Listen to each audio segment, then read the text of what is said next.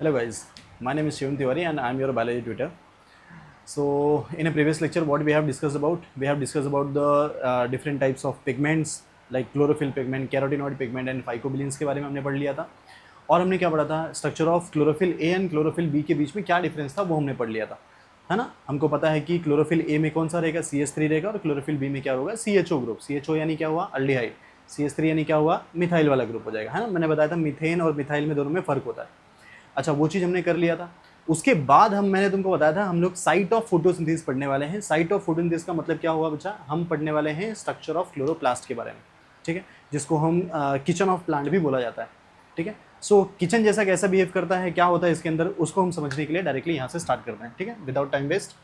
सो हम क्या पढ़ने वाले हैं बच्चा, स्ट्रक्चर ऑफ क्लोरोप्लास्ट, ठीक है. बहुत ध्यान से देखना, बहुत इंपॉर्टेंट कंसेप्ट है. यहाँ से नीट के क्वेश्चंस बन जाते हैं, इसके नेमिंग से बन जाते हैं. और नेमिंग क्या क्या रहेगा उसको एकदम अच्छे से अपने दिमाग में बिठा के रखो, ठीक है. एकदम डिटेल में अच्छे से हम पढ़ेंगे. और जैसे मैं तुमको डायग्राम मैंने ऑलरेडी बना दिया ताकि हमारा टाइम थोड़ा सा बच जाएगा, ठीक है. तो मैं बाकी सारी चीज़ें तुमको यहाँ पे लिख के दिखाता हूँ, उसके बाद हम आगे मूव करते हैं. ओके, चलो देखते हैं. जैसे ये देखो, हमने एकदम स्टार्टिंग से स्टार्ट करते हैं बच्चा. वहाँ पे अभी मत देखो, अभी सिर्फ खाली यहाँ से जैसे जैसे मैं बताते जाऊँगा उसी तरीके से देखते जाओ, ठीक है. देखो ये क्या चीज़ है बच्चा, ये है हमारे पास लीफ. ऑब्वियस सी बात है कि प्लांट में फोटोसिंथेसिस कहाँ से स्टार्ट होने वाला है, लीफ में स्टार्ट होने वाला है. Sir green part of the plant जो होते हैं वही फोटोसिंथेसिस करते हैं. इतना चीज़ क्लियर हो गया. अब लीफ कैसा है, ग्रीन है. लीफ कौन से कलर का है, ग्रीन है. अब हमको ये समझना है कि जो लीफ का ग्रीन कलर क्यों आता है, लीफ का ग्रीन कलर क्यों आता है, उसको समझने के लिए हम आगे बढ़ते हैं. देखो सर, लीफ के अंदर क्या होते हैं, मेसोफिल सेल्स, ठीक है. ये चीज़ मैंने पहले बता दिया था, लीफ के अंदर होते हैं मेसोफिल सेल्स. बच्चा मेसोफिल सेल्स के अंदर होते हैं क्लोरोप्लास्ट. ये चीज़ अपने दिमाग में बिठा के रखो, क्लोरोप्लास्ट. ये सपोज करो, अच्छा मैं एक क्वेश्चन पूछ रहा हूँ यहाँ पे, और वो क्वेश्चन का मुझे आंसर चाहिए. उसी क्वेश्चन का आंसर मिल जाएगा तुमको, ये सारी चीज़ें एकदम अच्छे से क्लियर हो जाएंगी. जैसे मैं प्लांट से पूछता हूँ कि तुम्हारे अंदर खाना कौन बनाता है, मतलब मैं प्लांट से पूछ रहा हूँ कि तुम्हारे अंदर खाना कौन बनाता है. सो प्लांट बोलता है कि अगर खाना तुमको देखना है तो जाके लीफ से पूछो, क्योंकि ग्रीन पार्ट वही है. तो चलो हम लीफ के पास आ गए. हम लास्ट तक जाएंगे और देखेंगे कौन खाना बनाता है और कैसे बनाता है. इसी कहानी के फॉर्म में तुम याद रखोगे, सारी चीज़ें तुमको ऑटोमेटिकली क्लियर हो जाएगी. इसको किचन क्यों बोलते हैं, क्या होता है, वो भी मैं तुमको समझाता हूँ. देखो हम लीफ की तरफ आ गए, लीफ के पास आए, लीफ से हमने पूछा कि खाना कौन बनाता है. तो लीफ बोलता है मुझसे क्यों पूछ रहा हो, मेरे तो अगर जानना है तो मेरे थोड़े अंदर जाना पड़ेगा तुमको. तो मैंने उसके अंदर चले गया. यहाँ पे उसके अंदर कौन मिल गया बच्चा, मेसोफिल सेल्स मिल गए. अब मैंने मेसोफिल सेल से पूछा, मैं बोला तुम बताओ कि तुम्हारे अंदर खाना कौन बनाता है. बोलता है कि हाँ खाना तो मैं ही बनाता हूँ, बट मेरे अंदर भी कोई और बैठा हुआ है, वो एक्चुअली खाना बनाता है. मैं बोला तुम्हारे अंदर कौन बनाता है, तो बोलता है ये देखो ये क्लोरोप्लास्ट है. सो देखो आज मुझे उसका आंसर लेके ही जाना है बच्चे कि खाना कौन बना रहा है. तो वो बोलता है क्लोरोप्लास्ट से पूछो, ये खाना बनाता है. तो मैं बोला चलो ठीक है क्लोरोप्लास्ट से पूछ लेते हैं. अब क्लोरोप्लास्ट को मैंने बाहर निकाल लिया. अब देखो एकदम ध्यान से सुनना बच्चा, ये है हमारे पास क्लोरोप्लास्ट. ये क्लोरोप्लास्ट कौन से शेप का होता है बच्चा, नॉर्मली हमको लेंस शेप्ड का क्लोरोप्लास्ट मिलता है. लेंस शेप का क्लोरोप्लास्ट मिलेगा, ठीक है. ये इस तरीके से होता है. ग्लास होता है ना जो पहनते हैं बच्चा, तो उसी का गॉगल्स वाले उसी लेंस शेप के नॉर्मली होते हैं. डिस्कॉइडल शेप तुम उसको बोल सकते हो. अब मैं इस क्लोरोप्लास्ट को यहाँ पे लिया. क्लोरोप्लास्ट की मुझे अंदर देखना पड़ेगा. क्लोरोप्लास्ट से पूछा कि कौन कर रहा है फोटोसिंथेसिस, बोलता है मेरे अंदर जाके देखो तब तुमको पता चलेगा. मैं बोला आज तो हम पता लगा के ही रहेंगे. मैंने क्लोरोप्लास्ट को बीच में से कट कर दिया. ध्यान से सुनना बच्चा, क्लोरोप्लास्ट निकाला, बीच में से इसका सेक्शन ले लिया. जैसे हमने सेक्शन ले लिया, अब तुमको दिखेगा कि इसके अंदर का ये वाला एरिया रहेगा, ठीक है. अब ध्यान से सुनो, मैंने बीच में से कट किया, ये वाले एरिया को सपोज करो निकाल दो, या तो तुम इसको भी कंसिडर कर सकते हो, तुम्हारे ऊपर है. मैंने इस वाले एरिया को लिया, ऐसे पकड़ा और इसको बाहर ऐसे किया, और उसके अंदर देख रहे हैं बच्चा. ध्यान से सुनो, ऐसे किया, बाहर निकाला, और उसके जब अंदर देखोगे तो उसके अंदर तुमको क्या दिखेगा, इसे राउंड राउंड दिखाई देगा, ठीक है. उसके अंदर कुछ रहता है. उसको समझने के लिए इसके अंदर का जो कट सेक्शन था, इसको लिया और इसको ही हमने यहाँ पे जूम कर दिया, तो तुमको ये वाला स्ट्रक्चर दिख जाएगा, ठीक है. मतलब मैं इसका हाफ पार्ट ही दिखा रहा हूँ. किसका हाफ पार्ट है बच्चा, क्लोरोप्लास्ट का, ठीक है. तो ये किस चीज़ का स्ट्रक्चर है, ये स्ट्रक्चर है तुम्हारे क्लोरोप्लास्ट का. बहुत इंपॉर्टेंट है कंसेप्ट, एकदम अच्छे से समझ के रखना. क्लोरोप्लास्ट यहाँ पे आ गया. अब क्लोरोप्लास्ट के अंदर, ठीक है, अब ध्यान से सुनना, क्लोरोप्लास्ट का कलर ग्रीन होता है. क्लोरोप्लास्ट का कलर ग्रीन होता है. अब मैं तुमको आगे बताऊंगा कि उसका ग्रीन कलर ही क्यों होता है. अभी के लिए समझो, क्लोरोप्लास्ट ग्रीन होता है, उसकी वजह से मेसोफिल सेल का कलर ग्रीन होता है, और मेसोफिल सेल का कलर ग्रीन होता है, इसकी वजह से लीफ का कलर ग्रीन होता है. समझ में आ रहा है कैसे कैसे. तो मैं तुमको बाहर से ना अंदर के साइड लेके जा रहा हूँ कि कहाँ कहाँ पे एकदम अंदर तक जाएंगे, और तुम मुझे वो अंदर साइड से बाहर के साइड लेके आओगे रिवर्स स्टेप में, ठीक है. तो समझो कहाँ तक पहुंचे अभी हम लोग, क्लोरोप्लास्ट तक पहुंच चुके हैं. अब क्लोरोप्लास्ट के अंदर जो हमने कट सेक्शन करके देखा था वो यहाँ पे है। देखते हैं सर, ये इस तरीके से कुछ लेयर है। तो जब तुमने इसको कट किया था तो ये सबसे ऊपर वाला मेम्ब्रेन है, इसको बोलते हैं इट इज़ आउटर मेम्ब्रेन। कौन सा मेम्ब्रेन हो गया? आउटर मेम्ब्रेन, ये सबसे बाहर का। उसके बाद आ जाओगे तो ये हो गया इसका इनर मेम्ब्रेन। कौन सा मेम्ब्रेन हो गया? Inner membrane. Outer membrane, inner membrane, दो हो गए बच्चे। इसके बीच में तुमको यहाँ पे गैप दिखाई देगा, ठीक है, और यहाँ पे कुछ लिक्विड जैसा होता है। इस गैप को हम बोलते हैं इंटर मेम्ब्रेनल स्पेस। क्या बोलेंगे इसको हम? Inter membranal space. और इसके अंदर जो लिक्विड जैसा रहता है उसको बोलते हैं inter membranal fluid. Inter membranal fluid, I think so ये सब चीज़ को मतलब तुम लोग को इतना सारा चीज़ क्लियर हो चुका रहेगा। बाहर के side outer membrane, inner membrane, inter membranal space और इंटर मेम्ब्रेनल फ्लूइड होता है। इतना चीज़ क्लियर हो गया। चलो उसके आगे थोड़ा मूव कर जाते हैं। उसके आगे आ जाओगे तो अंदर के साइड में ना, अंदर के साइड तुमको वो वाइटिश कलर का या सिर्फ खाली तुमको लिक्विड जैसा कुछ एरिया दिखाई देगा। लिक्विड जैसा एरिया दिखाई देगा। अब उसी लिक्विड जैसे एरिया में ये सब लोग अंदर की साइड प्रेजेंट है। सब लोग अंदर के साइड यहाँ पे हमको दिखेंगे। तो हम समझते हैं कि ये जो लिक्विड जैसा पूरा एरिया था ना, उसको हम बोलते हैं बच्चा स्ट्रोमा। क्या बोलते हैं उसको? उसको बोलते हैं स्ट्रोमा। और यही स्ट्रोमा में चलता है डार्क रिएक्शन। बहुत इंपॉर्टेंट है, अपने दिमाग में बिठा के रखोगे। डार्क रिएक्शन कहाँ चलता है? डार्क रिएक्शन चलता है कहाँ पे? किसके अंदर चलेगा? स्ट्रोमा के अंदर चलता है। यहाँ पे मैंने स्टार मार्क कर दिया, राइट है यहाँ तक। चलो उसके बाद अंदर आ जाओ। यहाँ इसी पहले हम लोग समझते हैं कि ये स्ट्रोमा में, ये देखो ये स्ट्रोमा तुम्हारा ये पूरा एरिया है, ये दिख रहा है, ये साइड साइड का जितना मैं बना के दिखा रहा हूँ ये पूरा एरिया स्ट्रोमा का ही है। उसी के अंदर बाकी लोग यहाँ पे प्रेजेंट है। तो देखते हैं बाकी कौन कौन लोग हैं। ये देखो बच्चा, ये वाला, ये जो तुमको दिख रहा है ये है सर्कुलर डीएनए। कौन है ये? ये है सर्कुलर डीएनए। ये होता है राइबोसोम। ये है राइबोसोम। और राइबोसोम कितना? 70S ribosome. अपने दिमाग में बिठा के रखना, 70S राइबोसोम। राइबोसोम का 2 यूनिट होता है, 70S और 80S। यहाँ पे 70S राइबोसोम। एस वाला वर्ड क्यों आता है? क्योंकि वहाँ पे एक साइंटिस्ट ने इस यूनिट को दिया था जिसका नाम था स्वेडबर्ग। तो स्वेडबर्ग साइंटिस्ट इसकी वजह से, और या तो इसको हम सेडिमेंटेशन कोएफिशिएंट करके भी बोलते हैं, इसलिए इसकी वजह से यहाँ पे कौन सा वर्ड यूज़ करते हैं हम? एस। तो राइबोसोम 70S हो गया। उसके बाद इसी के स्ट्रोमा के अंदर ही दिख रहा है बच्चा, ठीक है, उसका साइटोप्लाज्म मान लो कि उसी तरीके से। यहाँ पे जब तुम देखोगे राइबोसोम हो गया। राइबोसोम के बाद यहाँ देखोगे तो सर ये कुछ आ रहे हैं, फॉर एग्जांपल स्टार्च हो गए। ये हो गए स्टार्च, जो उसका स्टोर फूड मटेरियल है बच्चा, स्टोर फूड मटेरियल है, ठीक है, जो फोटोसिंथेसिस करके इसको बना के रखता है। सपोज यहाँ पे स्टार्च इसके अंदर घूम रहे।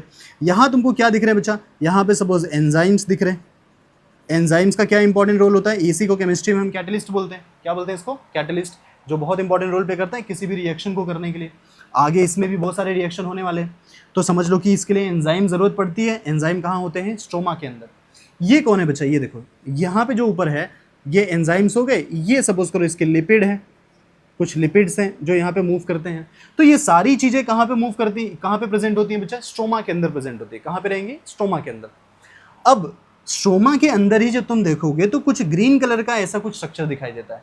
एक्चुअली ये जो ग्रीन कलर का स्ट्रक्चर है ना, इसकी वजह से क्लोरोप्लास्ट का कलर ग्रीन हो जाता है, और उसकी वजह से मेसोफिल, उसकी वजह से कौन होता है? यहाँ पे लीफ का कलर। तो समझते हैं इसके अंदर बैठा क्या हुआ है। सबसे जो मैंने बोला ना, यहाँ पे किचन है तो पूरे प्लांट का, तो वो किचन का काम कौन करता है? किचन का काम करता है तुम्हारा ये क्लोरोप्लास्ट, ये इसके अंदर का ये वाला ग्रीन वाला स्ट्रक्चर। अब हम समझते हैं कि ये ग्रीन वाला स्ट्रक्चर क्या होता है, राइट? देखो अच्छे से देखना बच्चा, यहाँ पे जब हम इस स्ट्रक्चर को देखेंगे, सो ये जो पार्ट है, ये पूरा पार्ट, इस पूरे पार्ट को हम बोलते हैं, क्या बोलते हैं? ग्रैनम।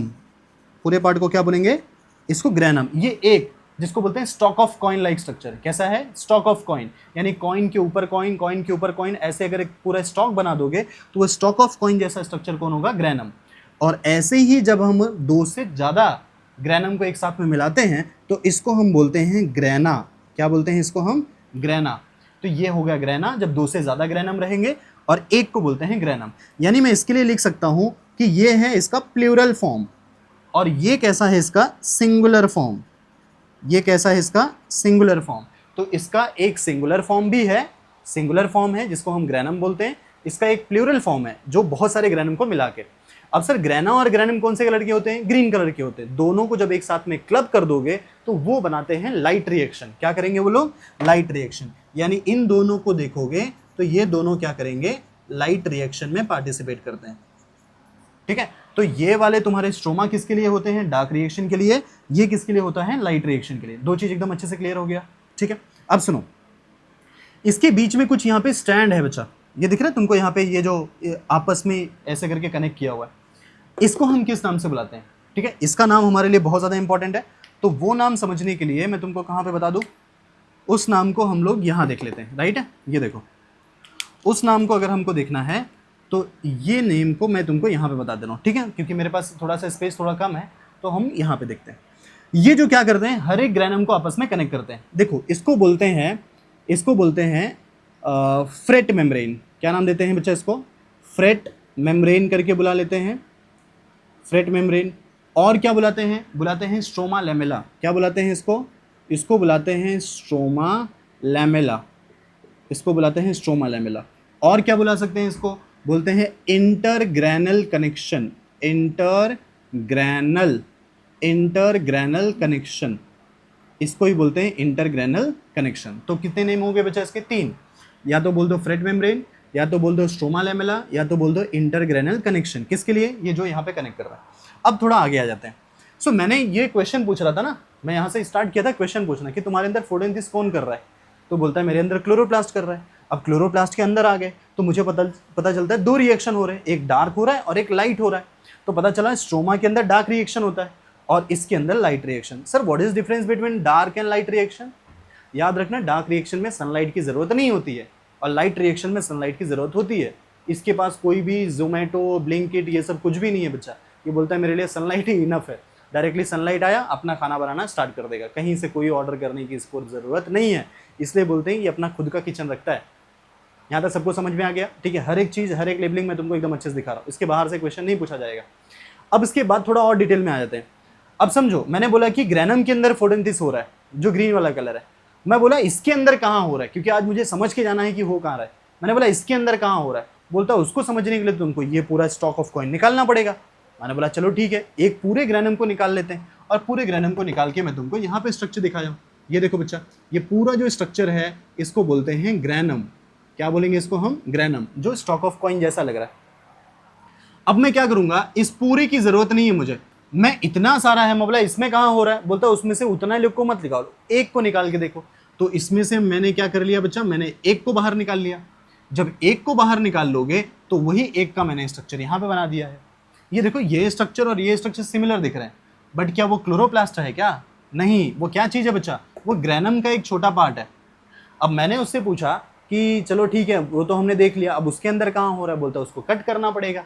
ये देखो, उसको हमने कट कर लिया। कट करने के बाद वापस वही सेम थ्योरी है, इसके जैसा देखा और इसके एक पोर्शन को यहाँ पे देखा, उसको जूम कर दिया, यहाँ दिख गया।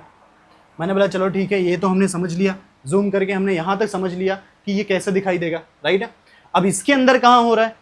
तो बोलता है थोड़ा सा यहाँ पे जूम करके देखोगे तो यहाँ पे कुछ और स्ट्रक्चर दिखाई देगा। बोला चलो ठीक है, देख लेते हैं। बच्चा जब इसको जूम करके देखा ना तो इसके अंदर कुछ ऐसे स्ट्रक्चर दिख रहे थे, ध्यान से देखना यहाँ पे, इसके अंदर कुछ इस तरीके से हमको स्ट्रक्चर दिखाई दे रहे थे। ये देखो, ऐसे ऐसे करके बहुत सारे स्ट्रक्चर थे जो इसके अंदर भरे हुए थे।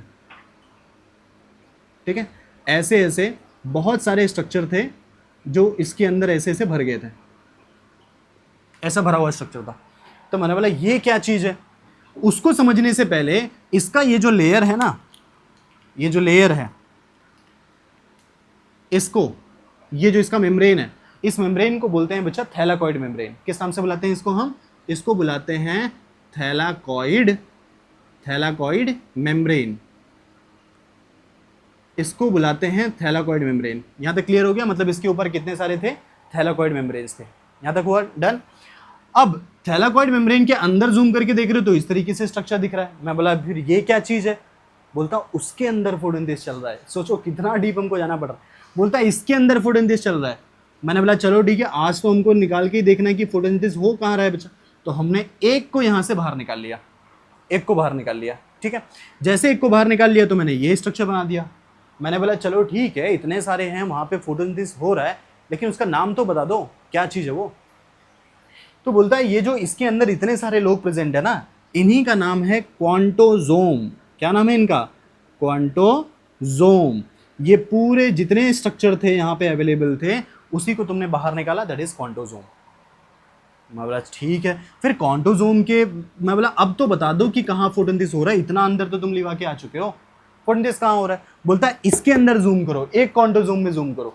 तो जब एक क्वांटोजोम में जूम करोगे तो बच्चा तुमको सेंटर में ना थोड़े कुछ बड़े पार्टिकल्स दिखाई दे रहे थे, और उसके साइड में ऐसे और बहुत सारे दिख रहे थे इस तरीके से। मैंने बोला कुछ समझ में नहीं आ रहा है, क्या है ये चीज? तो बोलता समझने के लिए थोड़ा और जूम करो, है ना, थोड़ा और जूम करो। जब थोड़ा और जूम करोगे तो ये स्ट्रक्चर तुम्हारे सामने आ जाएगा।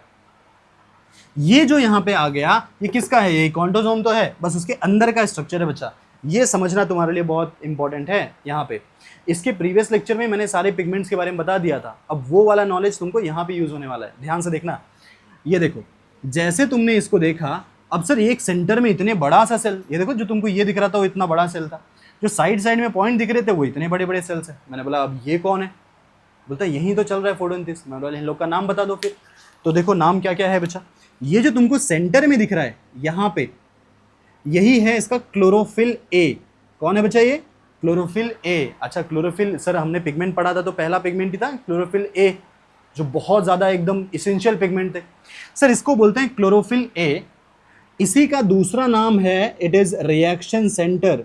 क्या बोलते हैं इसको हम? इसको बोलते हैं रिएक्शन सेंटर। सर सेंटर क्यों बोले? क्योंकि सेंटर में है, ठीक है। अच्छा और क्या बोल सकते हो? इसको बोल सकते हो इसेंशियल पिगमेंट। कौन सा पिगमेंट बोल सकते हो? इसेंशियल पिगमेंट, क्योंकि बहुत जरूरी वाला पिगमेंट है, एकदम सेंटर में प्रेजेंट है। सर ये तो क्लोरोफिल ए हो गए, तो फिर ये लोग कौन है? अगर इन लोग के बारे में देखो तो मैं ऐसे अगर यहाँ पे कर दूं तो तुमको समझ में आ जाना चाहिए बच्चा। ये देखो मैं इधर ऐसे करके लिख रहा हूँ, ठीक है, मैं इसके बारे में बता रहा हूँ पूरे के। तो इसको हम लोग नाम से बुलाते हैं, it is known as accessory pigment. क्या बोलते हैं बच्चा? इसको बोलते हैं एसेसरी पिगमेंट। अच्छा एसेसरी पिगमेंट को ही हम क्या बोलते हैं? Helping pigment. Helping pigment, helping pigment वो पिगमेंट जो किसी में हेल्प करेंगे। किस चीज में हेल्प करेंगे? For synthesis of food. क्या करेंगे? Synthesis of food. चलो फाइनली हमने यहाँ पे समझ लिया, और उन्होंने बताया कि ये जो पिगमेंट्स है, यही पिगमेंट सनलाइट को एब्जॉर्ब करके अपना खाना बनाते हैं। मैंने बोला चलो ठीक है, वो भी बता दो कि खाना बनते कैसे, स्टार्ट कैसे होता है खाना बनना। तो बोलते हैं ठीक है आज सब सीख के ही जाना है। बोल रहे जब इसके ऊपर लाइट पड़ता है ना, किसके ऊपर? लीफ के ऊपर।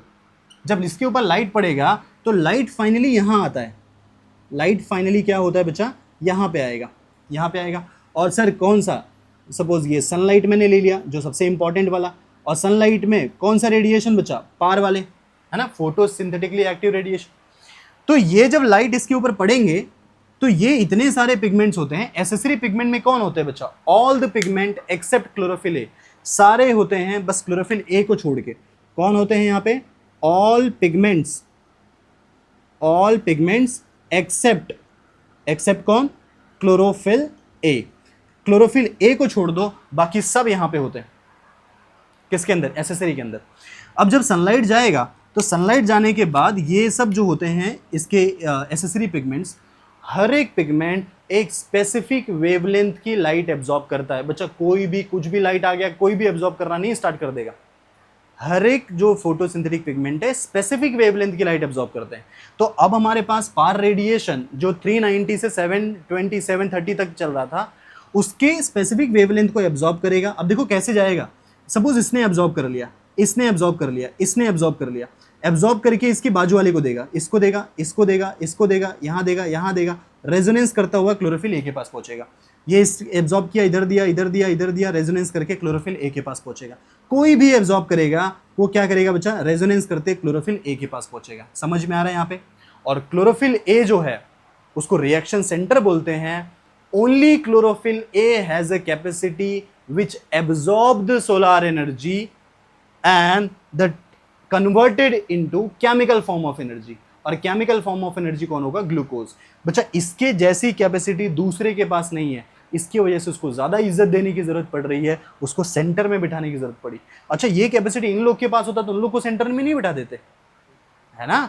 कुछ तो उसके पास यूनिक कैरेक्टर है, तो यूनिक कैरेक्टर होने की वजह से उसको सेंटर में बिठाया गया। क्यों? क्योंकि वो लाइट एनर्जी को केमिकल एनर्जी में कन्वर्ट कर सकता है। क्या कर सकता है वो ये कर सकता है, देखो मैं शॉर्ट में लिख रहा हूं, लाइट एनर्जी को केमिकल एनर्जी में कन्वर्ट कर सकता है। कौन कर सकता है? सिर्फ क्लोरोफिल है, बाकी कोई भी नहीं। तो ये जो यहां से जा रहे हैं वो बाय द प्रोसेस ऑफ किससे बचा? By the process of resonance, by the process of resonance के थ्रू होता हुआ जिगजैग मैनर में क्लोरोफिल ए के पास पहुंचेगा, और जब क्लोरोफिल ए के पास पहुंचेगा इतना ह्यूज अमाउंट ऑफ एनर्जी पहुंचेगा, तो अब क्या होगा? क्लोरोफिल एक्साइटेशन हो जाएगा। और जब क्लोरोफिल एक्साइटेशन हो जाएगा तो हमको इसका नेक्स्ट वाला टॉपिक पढ़ना पड़ेगा, एक्साइटेशन ऑफ क्लोरोफिल ए, जिसका डायग्राम जो मैं तुमको बताऊंगा और जो टेक्स्ट बुक में हमारे एनसीईआरटी में दिया हुआ है वो थोड़ा सा क्या है बच्चा, अलग है। लेकिन एकदम ध्यान से समझना, समझ में तुमको पूरा आएगा। यहाँ तक एकदम अच्छे से क्लियर हो गया? मैंने क्वेश्चन पूछा था कि फोटोसिंथेसिस कहाँ हो रहा है, ठीक है, तो मैंने बाहर से तुमको अंदर लेके आ गया। अब थोड़ा अंदर से बाहर लेके आते हैं, इसके कॉम्प्लेक्स कैरेक्टर को समझते हैं। सबसे अंदर कहाँ आए थे तुम? एक पर्टिकुलर स्ट्रक्चर में सबसे बीच में क्लोरोफिल ए घिरा हुआ किससे? Accessory pigment. देखो मैंने अलग अलग कलर का करके दिखाया क्योंकि बहुत सारे पिगमेंट होते हैं। तुमने क्लोरोफिल ए को छोड़ के जितने पिगमेंट पड़े हैं सब इसमें आ जाएंगे बच्चा। अब इसके बाद ये सर यहाँ पे दिख रहा था, और इसके जैसा देखो, ये तो मैंने एक पार्ट निकाला था, एक पार्ट है कॉन्टोजोम। अब उसके जैसे कितने कॉन्टोजोम है बच्चा यहाँ पे, और सोचो इतने सारे कॉन्टोजोम, तो इसका आधा था, और ये इसका आधा और बचा हुआ है। अच्छा, ये तो मैंने इसका फर्स्ट एक यूज किया था, एक को यूज किया था, उसके किसको? ग्रैनम के एक पार्ट को यूज किया था। अब सोचो वैसे ही पूरा मिला के ग्रैनम में कितने पार्ट है? अच्छा, इतने पार्ट हैं ग्रैनम में, और ये एक जो स्टॉक है वो तो इसका एक पार्ट है। ऐसे कितने सारे स्टॉक है, और इतने सारे स्टॉक होके मैंने क्लोरोप्लास्ट का आधा लिया था और आधा और बचा हुआ है। और इसके जैसे क्लोरोप्लास्ट देखो, इसमें मेसोफिल सेल में कितने सारे होते हैं, और इतने सारे मेसोफिल सर लीफ में कितने मेसोफिल सेल होते हैं, और इतने मेसोफिल सेल लीफ में होते हैं, तो लीफ कितने होता है? समझ में आ रहा है कितना कॉम्प्लेक्स कैरेक्टर चल रहा है? तो इसकी वजह से वो सनलाइट को एब्जॉर्ब करके अपना खाना वो बहुत अच्छी तरीके से बना लेते हैं। आई थिंक सो तुमको एकदम अच्छे से क्लियर हो चुका है, राइट? नेक्स्ट टॉपिक हमारा स्टार्ट होगा, that is photo excitation of chlorophyll A. इसका स्क्रीनशॉट निकालोगे, फिर आगे बढ़ते हैं।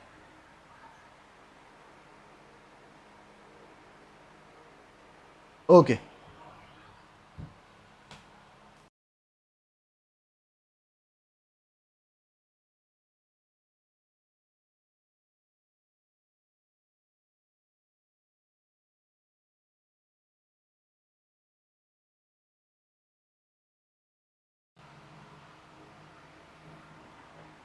Okay, so next topic is photo excitation of chlorophyll A, ठीक है। सो यहाँ पे देखेंगे photo excitation of chlorophyll A, ठीक है, photo excitation of chlorophyll A. अच्छा, फोटो का मतलब क्या होता है बच्चा? फोटो का मतलब होता है लाइट। फोटो का मतलब क्या हो गया? लाइट। और एक्साइटेशन का मतलब क्या होता है कि जब ज़्यादा अमाउंट ऑफ एनर्जी आ जाएगा तो वहाँ से इलेक्ट्रॉन अपने आप को इमिट करेंगे। कैसे करेंगे वो हम देखेंगे। किसके अंदर ये होने वाला है बच्चा? क्लोरोफिल ए के अंदर। बहुत अच्छा इंटरेस्टिंग टॉपिक है, एकदम ध्यान से समझना, सारी चीज़ें बहुत ईजिली क्लियर हो जाएगी। समझ कर रखो। देखो यहाँ देखो, जैसे मैंने इसको मान लिया। अच्छा, तुमने अभी जस्ट स्ट्रक्चर देखा था ये वाला, राइट है। अब इसके अंदर कौन था बच्चा? इसके अंदर थे chlorophyll A which is surrounded by multiples of कौन? Multiples of different types of pigment which is chlorophyll B, C, D, E, carotenoid, xanthophyll, ये सब बहुत सारे थे। तो अब मैं तुमको क्या दिखा रहा हूँ, इस क्लोरोफिल ए के बारे में बता रहा हूँ कि जब ये लाइट एनर्जी यूज करेगा, इतनी सारी लाइट यूज करेगा, तो इसके अंदर क्या होने वाला है, ठीक है। बहुत ध्यान से एकदम समझना। सो मैंने उसी क्लोरोफिल ए को यहाँ से बाहर निकाल लिया, राइट है। ये देखो, ये हो गया क्लोरोफिल ए। यहाँ तक क्लियर हो गया। जैसे ये क्लोरोफिल ए हो गया, क्लोरोफिल ए हो गया, अब क्या करेंगे? यहाँ पे देखो हमने लिख लिया है क्लोरोफिल ए। इसके दो इलेक्ट्रॉन हम कंसिडर कर लेते हैं। सपोज ये एनर्जी का सोर्स है। क्या है ये? एनर्जी का सोर्स है, राइट है। अब क्या होने वाला है बच्चा? इसको एनर्जी मिलने वाली है यहाँ से इसको एनर्जी मिलने वाली है। हमने इसको भी क्या दे दिया बच्चा? इसको भी हमने एनर्जी दे दिया, राइट है। तो इसके लिए एनर्जी कौन सी चीज़ है? लाइट। अब मैं इसी को समझाने के लिए हम अपना एग्जाम्पल ले रहे हैं, ठीक है। हमारे लिए एनर्जी क्या है? एनर्जी हमारे लिए क्या है? पैसे हैं। इसके लिए एनर्जी क्या है? लाइट है, ठीक है। तो मैं तुमको समझाने के लिए हम अपने पैसे के रिस्पेक्ट में हम इसको समझाने वाले हैं, राइट। एकदम ध्यान से देखना। जब इसको एनर्जी मिल गई, अब मैं क्लोरोफिल ए की जगह पे अपने आप को रखता हूँ, राइट है। मुझे क्या मिल रहे हैं बच्चा? सपोज करो बहुत सारे पैसे मिल रहे हैं, ठीक है। पेरेंट्स देख रहे हैं, आज कहीं से भी पैसे आ रहे हैं बच्चों, बहुत सारे पैसे आ रहे हैं। सपोज करो और ये देखो ये है हमारे पास इसका इलेक्ट्रॉन। अब इतने सारे जब एनर्जी इसको मिलती रहेगी, अब एक टाइम के बाद इलेक्ट्रॉन क्या बोलेगा, इलेक्ट्रॉन बोलेगा कि अब वो उसी वाले लेवल पे नहीं, मतलब पहले कौन से स्टेट पे है, पहले है वो ग्राउंड स्टेट पे। इस वाले स्टेट को हम क्या बोल सकते हैं बच्चा, इसको बोलते हैं ग्राउंड स्टेट, मतलब अभी घर पे ही था वो। अचानक उसको इतनी एनर्जी मिलना चालू हो गई, अचानक उसको इतना पैसे मिलने चालू हो गए कि अब बोलते हैं मेरे घर पे रहने का मन नहीं कर रहा है, ठीक है, घर पे रहने का मन नहीं कर रहा है, अब मैं थोड़ा सा यहाँ से होके बाहर जाऊँगा। देखो कहाँ बाहर जाएगा बच्चा, अब क्लोरोफिल ए तो वही है, ये देखो क्लोरोफिल ए तो वही है, यही क्लोरोफिल ए है। अब इसके इलेक्ट्रॉन बोलता है कि मैं यहाँ से निकल के कहाँ चले जाऊँगा, थोड़ा बाहर के साइड जाऊँगा, यहाँ से निकल के थोड़ा बाहर चले जाऊँगा अपने दोस्त के घर पे। ये देखो बोलता है अब घर का थोड़ा खाना पसंद नहीं आ रहा है, क्यों, क्योंकि मेरे पास एनर्जी बहुत ज़्यादा है। तो इसमें से एक इलेक्ट्रॉन यहाँ से एमिट कर दिया और अपने आप को यहाँ पे कर दिया, और ये वाले इलेक्ट्रॉन को सपोज यहीं पे रखते हैं, राइट है। ये बोलता है मुझे घर पे रहने का मन नहीं कर रहा है, मेरे पास पैसे हैं, मैं थोड़ा बाहर जाके रहूँगा। तो कहाँ जाके रहना चालू कर दिया बच्चा, बाहर। सर घर वाले फ़ोन किए, बोलते कहाँ है, पता चला कि दोस्त के घर पे है, दोस्त के घर पे।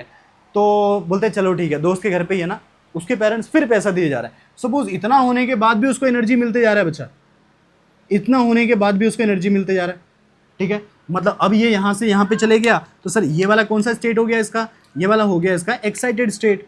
कौन सा स्टेट हो गया, एक्साइटेड स्टेट हो गया, ये एक्साइटेड स्टेट में पहुंच गया। अब सर इतना होने के बाद जब उसको फिर से एनर्जी मिलना चालू हुआ, इतने पैसे उसके पास वापस आ गए, बोलता है अब ना दोस्त के घर का भी खाना पसंद नहीं आ रहा है, अब मैं क्या करूँगा, अब मैं थोड़ा बाहर चले जाऊँगा, बाहर चले जाऊँगा। इस सर दोस्त का घर भी छोड़ दिया, दोस्त का घर छोड़ दिया। ये देखो ये था क्लोरोफिल ए, और सर दोस्त दोस्त ना रहा, दोस्त दोस्त ना रहा, यानी उसका घर छोड़ दिया बेचारे का। अब कहाँ चले गया, अब थोड़ा और बाहर चले गया, राइट है, और बाहर चले गया। ये देखो इलेक्ट्रॉन कहाँ पहुँच गया, ये इलेक्ट्रॉन पहुँच गया यहाँ पे, इसको मैं यहाँ पे बना लेता हूँ। ये कौन था बच्चा, ये था क्लोरोफिल ए के बारे में, ठीक है। वहाँ तक चले गया बाहर। फिर उसके घर वाले फ़ोन किए कि अब बताओ कहाँ पे हो, अभी तक घर पे नहीं आए। तो बोलता है कि दोस्त के घर पे भी अब नहीं है, अब निकल गया, सपोज मनाली घूमने के लिए निकल गया। बोलता है यहाँ ये सब का खाना पसंद नहीं आ रहा है, मेरे पास पैसे हैं, मैं आराम से अच्छे से खाना खाऊंगा। तो मनाली निकल गया। अब क्या हुआ बच्चा, पता चला हाँ मनाली में ही है ना, इंडिया में ही है ना, फिर उसको पैसे दिए जा रहे हैं। ये देखो फिर पैसे दे रहे हैं, इतने पैसे दे रहे हैं बच्चा। ऐसे पेरेंट्स कहाँ मिलते हैं, हमारे पेरेंट्स मांगने के बाद नहीं दे रहे है कि नहीं। तो ये क्या होगा, ये इसको इतने पैसे मिल रहे हैं कि ये जो इलेक्ट्रॉन है अब बोलता है ना इंडिया रहने लायक मुझे लग नहीं रहा है। सर उसके पास इतने पैसे, बोलते हैं इंडिया रहने लायक लग नहीं रहा है, अब मैं क्या करता हूँ, बाहर ही चले जाऊँगा कहीं पे, है ना, दुबई वुबई कहीं जाके रहूँगा आराम से। तो ये यहाँ से भी एक्साइट हो गया, इतने पैसे इतनी एनर्जी मिल गई कि अब ये इलेक्ट्रॉन यहाँ से एक्साइटेड हो गया, और ये जो इलेक्ट्रॉन यहाँ पे था वो निकल के कहाँ चले गया बच्चा, बाहर चले गया। तो इसके लिए मैं क्या लिख सकता हूँ, it is a highly energetic electron. कैसा है बच्चा, ये है, it is highly energetic electron है जो यहाँ से बाहर गया है। क्यों गया है, क्योंकि उसको लाइट मिल रहा था। अच्छा जब ये बाहर चले जाएगा, अपना घर उसने छोड़ दिया, अगर वो घर छोड़ देगा तो इसी को बोलते हैं आयोनाइज्ड स्टेट। क्या बोलते हैं इसको हम, आयोनाइज्ड स्टेट। तो ऐसे कितने स्टेट हो गए बच्चा, ऐसे पहले ग्राउंड स्टेट, पहले वो घर पे ही था, एनर्जी मिलती चली गई, बोलता अपने दोस्त के यहाँ पे चले जाऊंगा, आउटर ऑर्बिटल में चले जाऊंगा, आउटर ऑर्बिटल में चले गया यानी एक्साइटेड स्टेट। एक ऐसा कंडीशन आया, बोलता है अब दोस्त के घर का भी खाना मेरे को पसंद नहीं आ रहा है, थोड़ा और बाहर चले जाऊंगा, और बाहर चले जाऊंगा, तो सर और बाहर निकल गया, मनाली घूमने के लिए चले गया। अब वहाँ पे जाने के बाद भी और पैसे दिए जा रहे हैं, तो एक टाइम के बाद घर छोड़ के चले गया, और जब घर छोड़ के चले गया मतलब दुबई उबई कहीं पे चले गया, आयोनाइज्ड हो गया। अब पेरेंट्स ने वापस फ़ोन किया, बोलते अब कहाँ हो, बोलता अब मैं तो दुबई आ गया हूँ, बोलते इंडिया छोड़ दिए, बोलते हाँ, बोलते अब तुमको पैसे नहीं मिलेंगे। ठीक है, यहाँ तक की कहानी समझ में आ गई। उसको एक्साइटेशन होने के लिए, उसको बाहर निकलने के लिए ये पूरा सीक्वेंस चलता है बच्चा, इसी को बोलते हैं फोटो एक्साइटेशन ऑफ क्लोरोफिल ए। तो ये सब जो होते हैं पहले एसेसरी पिगमेंट एनर्जी ले लेके क्लोरोफिल ए को देते रहते हैं। क्लोरोफिल ए ये स्टेट ये स्टेट ये स्टेट, उसके बाद यहाँ से बाहर जाएगा। अब ये जो इलेक्ट्रॉन यहाँ से बाहर गया, उसके बाद बहुत सारी एनर्जी है। अब तुम सोचो, अगर बहुत सारे पैसे तुम्हारे पास हो और पैसे इतने सारे भरे रहो कि यहाँ से जब चल रहे हो, सीढ़ी चढ़ रहे हो, तो तुम्हारे पैसे गिरते जा रहे हैं। बच्चा ऐसे जाके बाहर निकल जाओ, रोड पे पकड़ के मारेंगे और सारे पैसे क्या कर लेंगे, छीन लेंगे, है ना। तो ऐसे नहीं निकल सकते, सारे पैसे तुम्हारे छीन जाएंगे। तो ये समझ लो कि ये इसके पास भी तो बहुत सारे अमाउंट में एनर्जी है, और जब ये एनर्जी लेके निकलेगा बाहर, तो इसकी एनर्जी भी छीनने के लिए बहुत लोग वहाँ पे खड़े रहेंगे। अब हमको ये समझना है, कौन कौन इसकी एनर्जी को छीनेगा और कैसे स्टेप वाइज मैनर। अच्छा, हमारे यहाँ पे जो एनर्जी छीनते हैं वो थोड़े अलग लोग हैं, है ना, सारी एनर्जी एक ही लोग छीन लेंगे। यहाँ पे थोड़े से शरीफ में है, जिसको जितनी ज़रूरत है उतनी अमाउंट ऑफ एनर्जी छीनेगा, उसके बाद क्या बोलेगा आगे वाले के लिए। यहाँ तक क्लियर हो गया। तो कौन कौन इसकी एनर्जी छीनेगा उसको जब तुम पढ़ लोगे तो तुम इस चैप्टर का साइकिल्स पढ़ोगे, जिसको साइक्लिक, नॉन साइक्लिक और ये सब आएंगे। वो सब कैसे पढ़ना है, क्या पढ़ना है, उसके लिए मैं क्लासिफिकेशन करके दिखाऊंगा। पहले इसका स्क्रीनशॉट निकालोगे, फिर हम आगे बढ़ते हैं।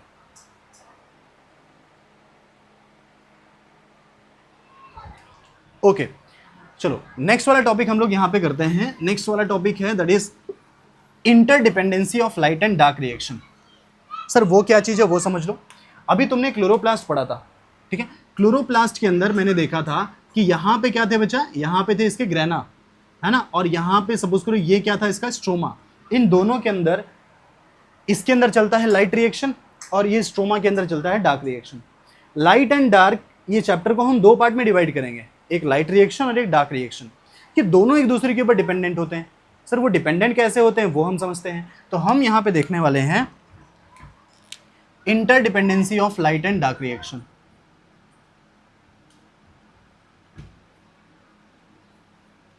Interdependency of light and dark reaction.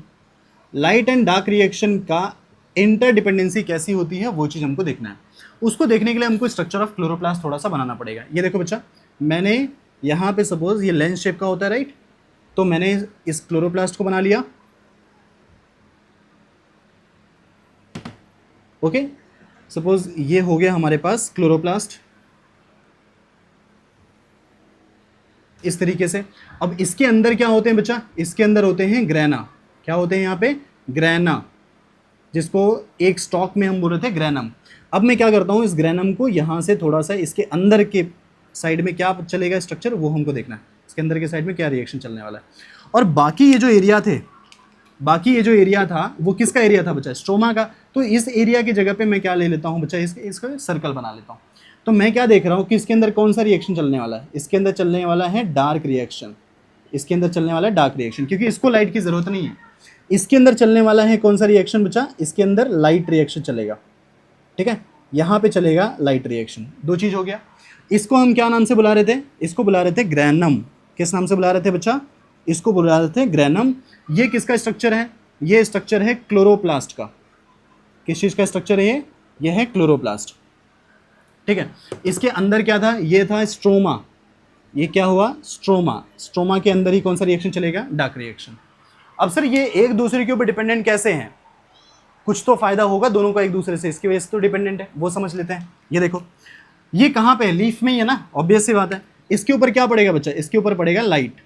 इसके ऊपर क्या पड़ने वाला है, लाइट, ठीक है। ये सपोज यहाँ पे पड़ गया सनलाइट। सनलाइट कौन सा, वो पार रेडिएशन वाला सनलाइट यहाँ पे पड़ा। सनलाइट के साथ साथ में इसको किस चीज़ की ज़रूरत होती है, इसको ज़रूरत होती है बच्चा वाटर की। किसकी ज़रूरत होती है, वाटर की। और वाटर लेने के बाद ये यहाँ से क्या प्रोड्यूस करके देगा, ऑक्सीजन, ठीक है, जो कहाँ चले जाता है, एटमॉस्फेयर में, which is indispensable for the life of animals. हम जिंदा हैं बिकॉज ऑफ ये ऑक्सीजन यहाँ से निकलता है, तब लाइट रिएक्शन चलता है तब। लेकिन इस रिएक्शन को चलने के लिए कुछ इसको चाहिए बच्चा, और चाहिए क्या चीज़, दो चीज़ चाहिए इसको, समझ में आ रहा है, दो चीज़ चाहिए। एक तो चाहिए इसको क्या, NADP प्लस, क्या चाहिए, NADP प्लस। दूसरा इसको एक और चीज़ चाहिए जिसको बोलते हैं ADP प्लस। ADP चाहिए, प्लस में तो होता नहीं है बच्चा, इसको ADP चाहिए और NADP प्लस चाहिए, राइट है। अब इन दोनों को कौन ले लेगा, ADP और NADP को, NADP प्लस और ADP को कौन ले लेगा, लाइट रिएक्शन में जाएगा। लाइट रिएक्शन इसका प्रोडक्ट बनाएगा। जब सनलाइट को यूज करेगा तो ये ADP इसके अंदर जब पहुंचेगा तो इसके अंदर से एनर्जी निकलती है किसके फॉर्म में बच्चा, IP के फॉर्म में, दैट इज इनऑर्गेनिक फॉस्फेट। और वो जो निकलता है वो बना देता है क्या चीज, ATP। क्या बनाएगा वो, ATP बनाता है। और ATP is called as energy currency of cell. ये एनर्जी कौन ले लेगा, ये एनर्जी लेता है डार्क रिएक्शन, है ना। तो डार्क रिएक्शन चलने के लिए किसकी जरूरत है, ATP को, ATP की जरूरत है। और जब डार्क रिएक्शन चलेगा तो डार्क रिएक्शन फिर इसको क्या बना के दे देगा बच्चा, ADP बना के दे देगा। और वो ADP कौन ले लेगा, लाइट रिएक्शन। ऐसे ही NADP प्लस जब इसके अंदर आएगा तो वो एक रिड्यूस्ड फॉर्म ऑफ एनर्जी बनाता है विच इज NADPH, और वो NADPH को कौन ले लेगा फिर से, डार्क रिएक्शन, और डार्क रिएक्शन फिर से क्या बना देगा, NADP प्लस बना देगा। यहां तक क्लियर हो गया।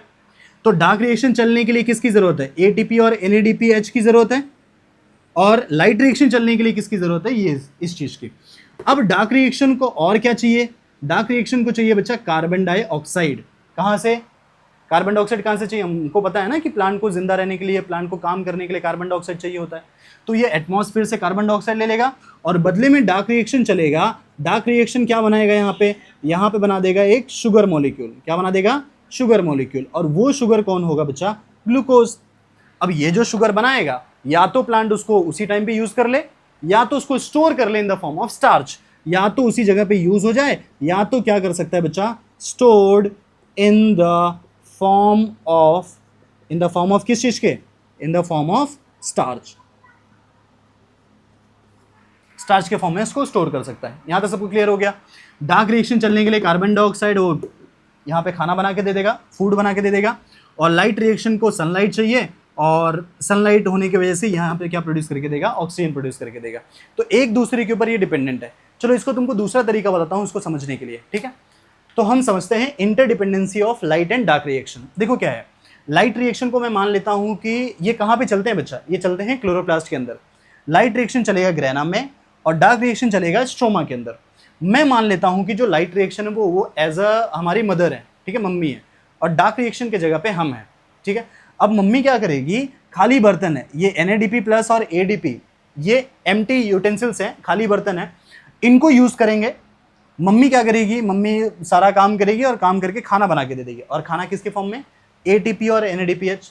और हमको बहुत अच्छी तरीके से आता है कि उस खाने को हम खत्म कैसे कर देंगे। तो ये जो खाना खाली बर्तन में मम्मी खाना भर के रख दी, ये तो हमारे लिए एनर्जी करेंसी है बच्चा, cell.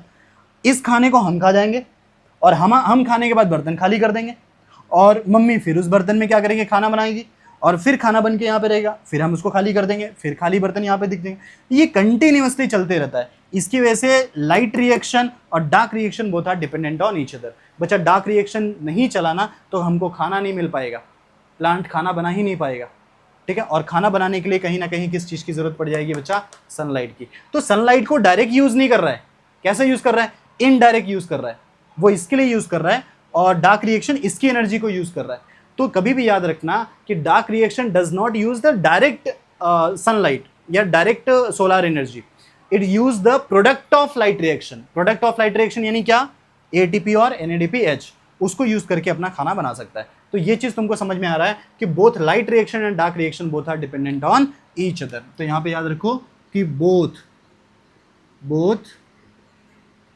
Light and dark reaction are dependent on each other. एक दूसरे के ऊपर क्या है बच्चा, ये सब के सब आपस में डिपेंडेंट है। यहां तक क्लियर हो गया। चलो इसका स्क्रीनशॉट ले लो, फिर आगे बढ़ते हैं।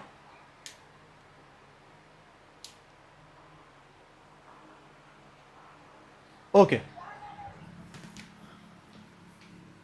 चलो, तो मैंने तुमको इंटरडिपेंडेंसी समझा दिया था कि लाइट और डार्क रिएक्शन कैसे होते हैं, क्या होते हैं। अब हमको क्या समझना है बच्चा, अब हमको समझना है इस चैप्टर का क्लासिफिकेशन। क्या समझना है, चैप्टर का क्लासिफिकेशन। तो इस फोटोसिंथेसिस चैप्टर को 2 पार्ट में क्लासिफाई करेंगे, एक होता है लाइट रिएक्शन, एक होता है डार्क रिएक्शन। ये सारा काम कहाँ चलने वाला है, क्लोरोप्लास्ट के अंदर। पूरे क्लोरोप्लास्ट में अगर तुम देखोगे तो वहीं पे तुम्हारा चैप्टर पूरा फिनिश कर देगा वो, ठीक है। तो समझ जाना, इसको हम 2 पार्ट में क्लासिफाई करेंगे। तो अगर मैं यहाँ पे लिखूँ क्लासिफिकेशन ऑफ फोटोसिंथेसिस, क्या लिखता हूँ, classification of photosynthesis, classification of photosynthesis. तो बच्चा इसका क्लासिफिकेशन हम कितने टाइप में करेंगे, 2 टाइप में। इसका क्लासिफिकेशन कितने टाइप में होगा, 2 पार्ट में। एक होता है लाइट डिपेंडेंट रिएक्शन, एक होगा लाइट डिपेंडेंट, एक होता है लाइट डिपेंडेंट रिएक्शन, और इसी का दूसरा नाम है लाइट रिएक्शन। सिंपल फॉर्म में अगर बोलना चाहो तो क्या बोल दो इसको, लाइट रिएक्शन। दूसरा कौन है बच्चा, दूसरा होता है light independent reaction. Light independent reaction, और इसका दूसरा नाम लिखना चाहो तो क्या लिख सकते हो बच्चा, डार्क रिएक्शन।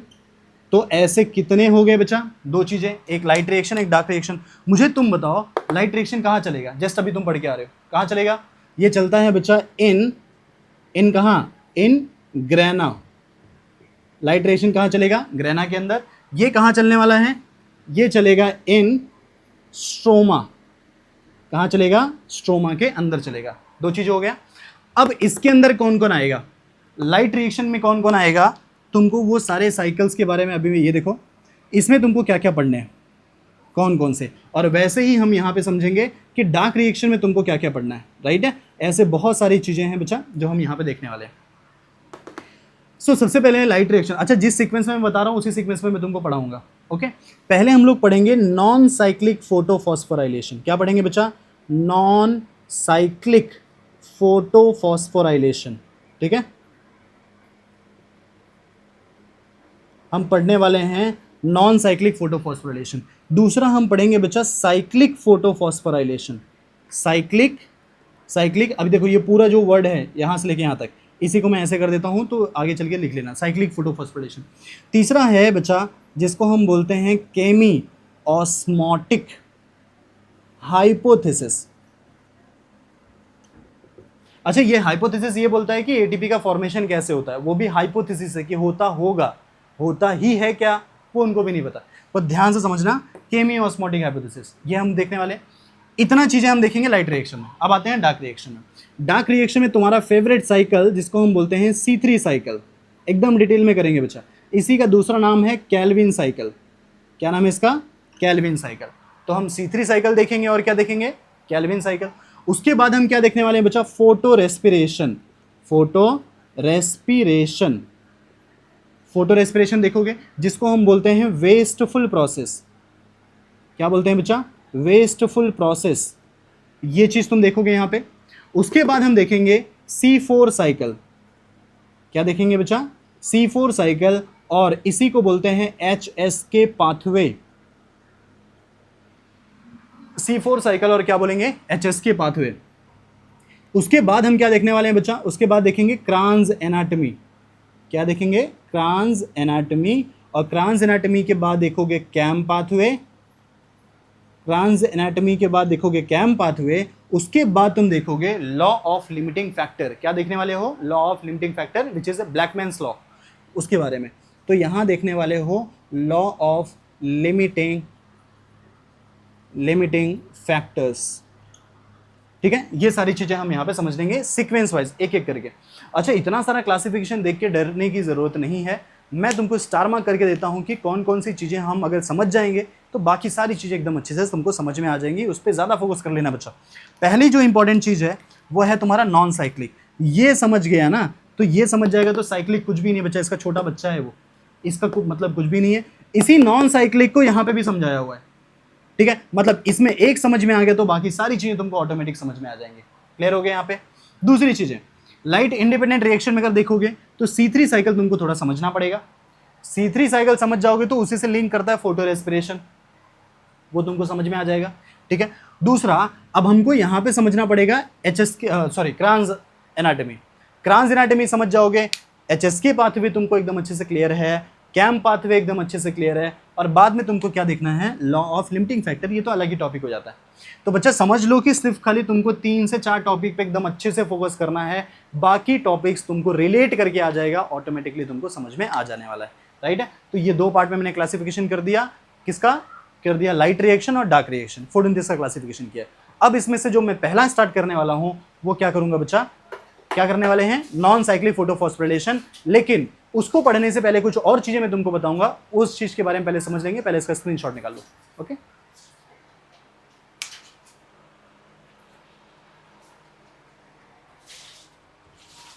ओके, चलो रफ करते हैं।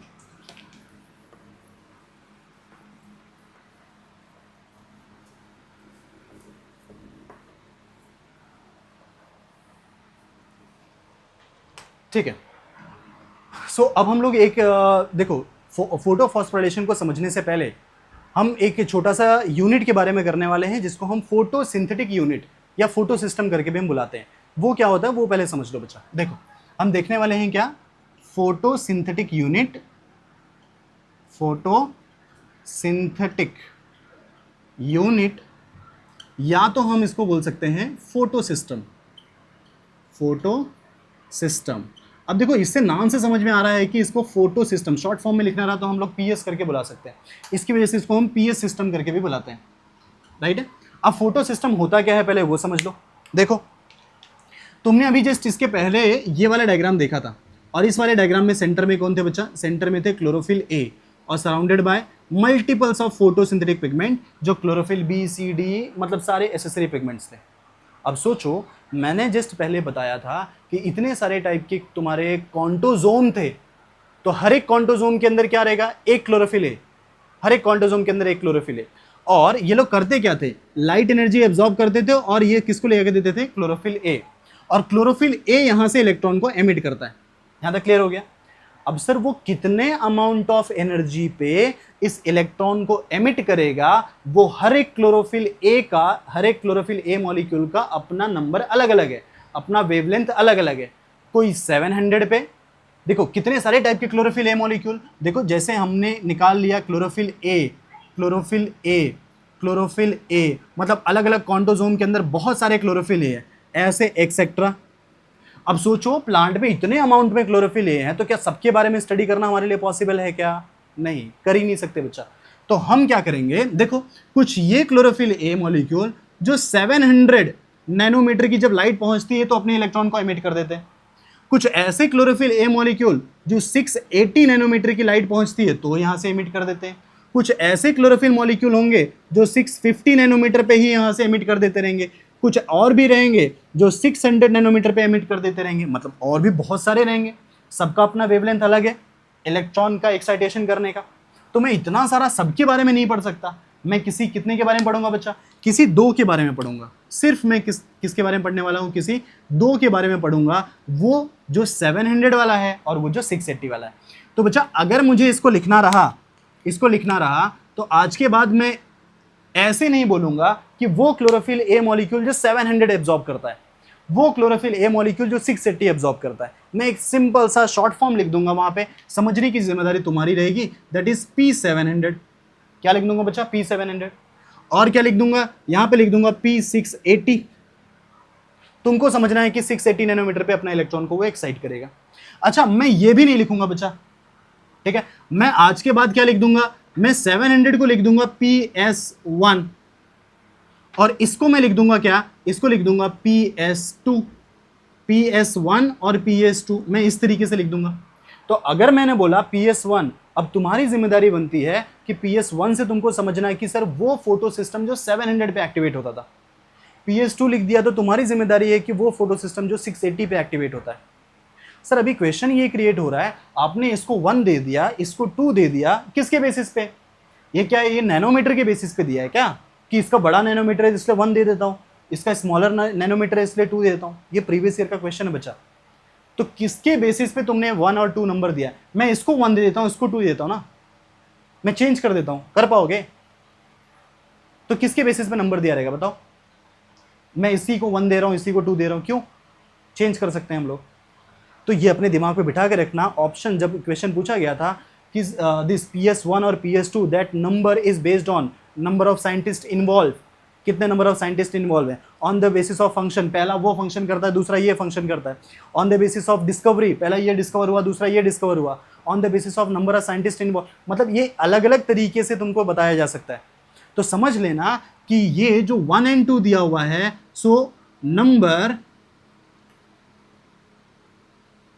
okay, this number given on the basis of discovery, not on the basis of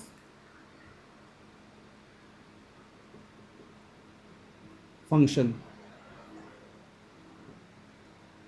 ठीक है।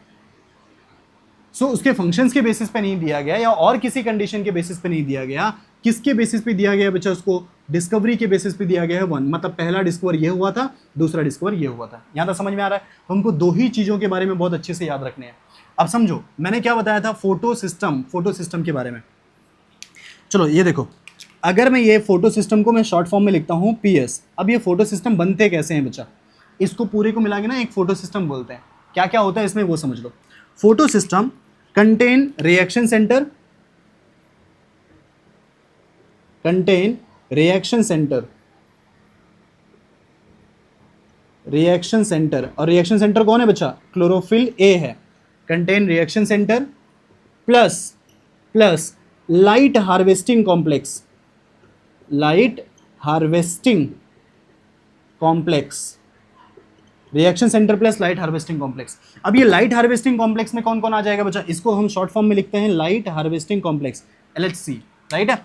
अब इसमें कौन कौन आ जाएगा? इसमें आ जाएगा दो चीजें। कौन कौन आएगी बच्चा? सिर्फ खाली इसके अंदर लाइट हार्वेस्टिंग कॉम्प्लेक्स में यहां पे होते हैं। ये बनते कैसे हैं बच्चा? देखो कॉम्प्लेक्स है ना, तो किस तो मिला के बना होगा। ये बनता है हंड्रेड्स ऑफ पिगमेंट, ठीक है, हंड्रेड्स ऑफ फोटोसिंथेटिक पिगमेंट,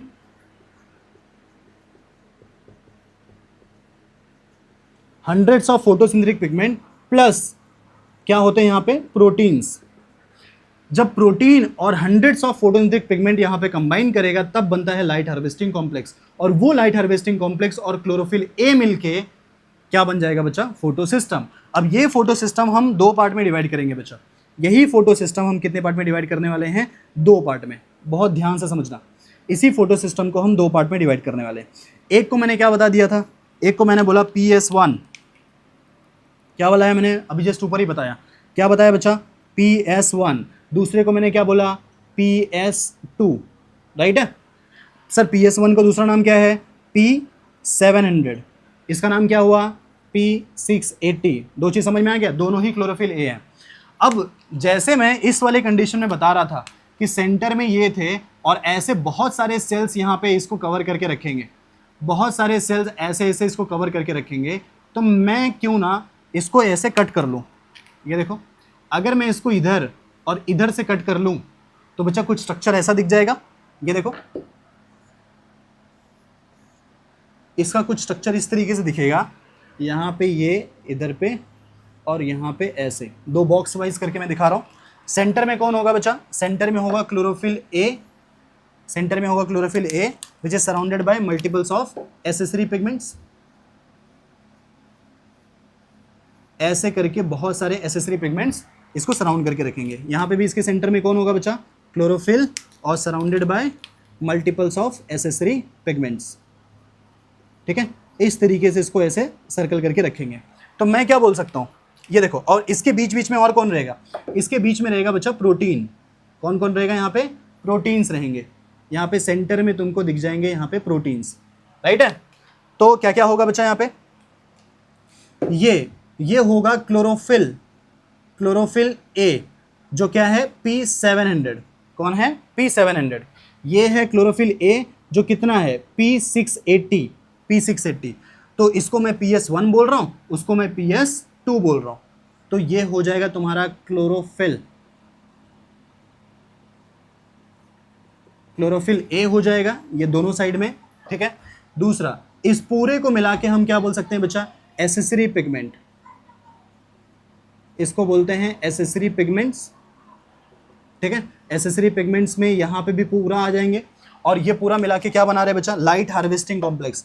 ये बना देंगे लाइट हार्वेस्टिंग कॉम्प्लेक्स 1। ये क्या बन जाएगा? लाइट हार्वेस्टिंग कॉम्प्लेक्स 2 बन जाएगा।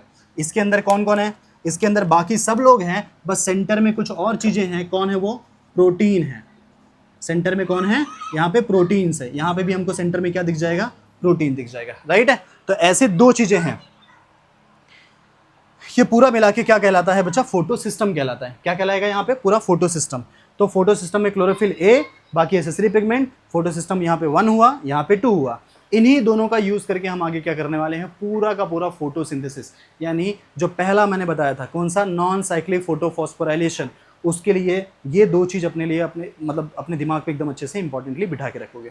तो दो टाइप के photo system, light harvesting complex तुम्हारे ये नीचे वाले हैं बच्चा, ये पूरा इतने से इतना लेके लाइट हार्वेस्टिंग कॉम्प्लेक्स चलाते हैं, ठीक। PS1 और ये हो गया PS2, राइट है यहाँ तक।